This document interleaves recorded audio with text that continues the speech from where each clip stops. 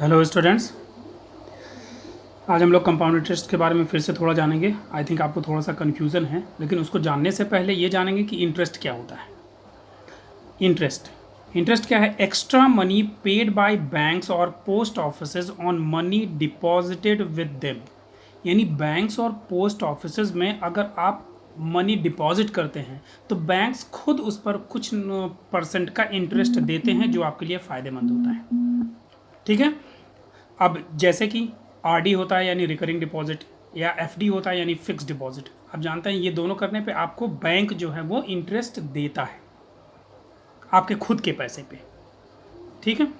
अब ऐसा भी होता है कि कभी कभी किसी को लोन लेना पड़ता है या उधार लेना पड़ता है, तो अगर आप बैंक से लोन ले रहे हैं तब भी वो इंटरेस्ट चार्ज करता है।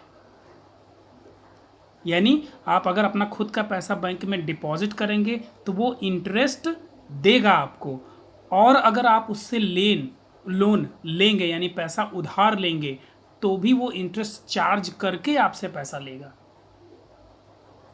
ठीक है। अब इसके बेसिस पे इंटरेस्ट दो तरह का होता है, simple interest and compound interest. Simple interest already आप पढ़ चुके हैं, जिसका फॉर्मूला PRT/100 होता है। एक आता है कंपाउंड इंटरेस्ट जो आपके लिए नया है। यानी कंपाउंड इंटरेस्ट में जो इंटरेस्ट चार्ज होता है वो ईयर टू ईयर होता है। ठीक है। हर साल का अलग अलग इंटरेस्ट, हर साल के अलग अलग अमाउंट पे इंटरेस्ट चार्ज होता है। जो अमाउंट आता है आपका कैसे होता है, सबसे पहले आप सिंपल इंटरेस्ट और कंपाउंड इंटरेस्ट पे डिफरेंस समझिए। ये देखिए, मान लीजिए एक कोई फ्रेंड है, ठीक है, उससे आपने 100 रुपीज़ बोरो किए, उधार लिया, और उसने कहा कि इस पर मुझे 10% इंटरेस्ट के हिसाब से ये पैसा चाहिए, और उससे आपने 2 साल के लिए उधार लिया। ठीक है। तो जो आपने उधार लिया उसको क्या कहेंगे? प्रिंसिपल कहेंगे, और जिस इंटरेस्ट पे लिया उसको रेट कहेंगे, और जो जितना टाइम आपने लिया पैसा वापस करने के लिए वो टाइम हो गया 2 ईयर्स। ठीक है। और मान लीजिए मैं इन 2 ईयर्स को 2 पार्ट में डिवाइड कर देता हूँ, 1+1। यानी आप क्या करेंगे, एक एक साल का इंटरेस्ट कैलकुलेट करेंगे कि एक साल का कितना आ रहा है, हमें देना पड़ रहा है। तो आप जानते हैं इसका फॉर्मूला क्या होता है, PRT/100। तो हम एक साल का इंटरेस्ट कैलकुलेट कर रहे हैं, तो कितना आया? 10 रुपीज़। यानी आपको एक साल के बाद अगर पैसा वापस देना होगा तो 110 रुपीज़ देंगे उसको, क्योंकि 100 तो आपने उसे लिया ही था और 100 उसका इंटरेस्ट हो गया, तो यानी 110 रुपीज़ आपको अपने दोस्त को देना पड़ेगा। और सेकेंड ईयर का इंटरेस्ट हमने निकाला, तो आप देख रहे हैं सेकेंड ईयर का भी इंटरेस्ट उसी रेट से आपका 10 रुपीज़ आ रहा है। ठीक है। अब दोनों ईयर्स का जो इंटरेस्ट हुआ 20 रुपीज़ हुआ, दोनों ईयर्स, यानी 10 फर्स्ट ईयर का हुआ और 10 सेकेंड ईयर का हुआ। तो 10 और 10 कितना हो गया? 20 रुपीज़।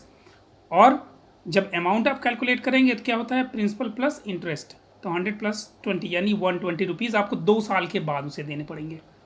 अब इसको मैंने अलग अलग ईयर में क्यों निकाला है ये आपको कंपाउंड इंटरेस्ट में बताऊंगा। ठीक है। अब कंपाउंड इंटरेस्ट में आते हैं। मान लीजिए यही सेम कंडीशन आपको कंपाउंड इंटरेस्ट में है। यहाँ पर जो आपका फ्रेंड था उसने आपको सिंपल इंटरेस्ट चार्ज किया था, लेकिन यहाँ पर एक फ्रेंड है जो आपको कंपाउंड इंटरेस्ट चार्ज कर रहा है। तो देखिए क्या डिफरेंस है दोनों में। 100 रुपीज़ ही आपने उससे बोरो किए यानी उधार लिया 10% के रेट पे 2 ईयर्स के लिए। 2 ईयर्स का ही हमने क्या करेंगे, अलग अलग हम 2 ईयर्स का यानी फर्स्ट ईयर का और सेकेंड ईयर का जो इंटरेस्ट है वो अलग अलग कैलकुलेट करेंगे। तो मान लो हमने फर्स्ट ईयर का कैलकुलेट किया, तो फॉर्मूला हम PRT/100 ही लगाते हैं सिंपल इंटरेस्ट का। तो आप देख रहे हैं फर्स्ट ईयर का इंटरेस्ट कितना आया? 10 रुपीज़ आया आपने, जैसा कि आपने पहले ही कैलकुलेट किया था।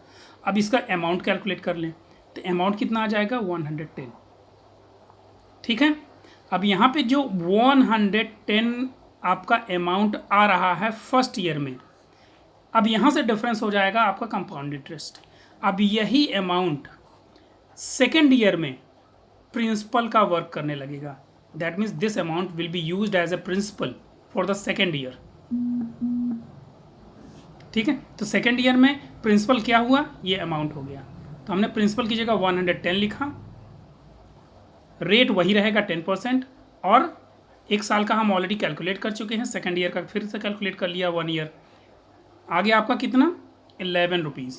यानी फर्स्ट में 10 रुपीज़ आया, सेकेंड में 11 रुपीज़ आया। ठीक है। दोनों को ऐड करेंगे तो कितना आएगा? 21। तो 2 साल के बाद आपको उसे कितना देना हुआ? दोनों को ऐड कर दिया था आपने, 120 बनाया। Amount equal to principal plus interest हुआ। तो प्रिंसिपल आपने सेकेंड ईयर में क्या लिया था, 110, और 110 पे अमाउंट क्या निकाला आपने, इंटरेस्ट क्या निकाला आपने, 11। दोनों को ऐड कर देंगे तो 120 बनाएगा। यानी टोटल अमाउंट कंपाउंड इंटरेस्ट अगर वो चार्ज करता है तो आपको 121 देना पड़ेगा, और सिंपल इंटरेस्ट चार्ज करता है तो 120 देना पड़ेगा। ठीक है, यानी आप कह सकते हैं कि कंपाउंड इंटरेस्ट में हर ईयर जो अमाउंट आपका बनता है वो नेक्स्ट ईयर के लिए प्रिंसिपल बन जाता है। प्रिंसिपल अमाउंट हर ईयर के, हर साल ये चेंज होता है। फर्स्ट ईयर में 100 था, सेकेंड ईयर में 120 हुआ। ठीक है, फर्स्ट ईयर में 110 था, सेकेंड ईयर में 121 हुआ, थर्ड ईयर में कुछ और हो जाएगा। तो ये जो आपका अमाउंट आ रहा है सेकेंड ईयर में, ये थर्ड ईयर के लिए भी प्रिंसिपल का वर्क करेगा। तो हमें अगर थर्ड ईयर के लिए करना हो तो हम क्या करेंगे, फिर से 121 इंटू 10 इंटू 1/100 इससे कैलकुलेट करेंगे। तो जो अमाउंट आएगा आपका वो क्या आएगा, आप इसको डिवाइड कर देंगे तो आएगा 12.1 रुपीज़। यानी ये आपका इंटरेस्ट बना, उसके बाद इसमें ऐड कर देंगे तो अमाउंट कितना हो जाएगा, 121 प्लस 12.1। ठीक है, जब ऐड करेंगे तो कितना आ जाएगा,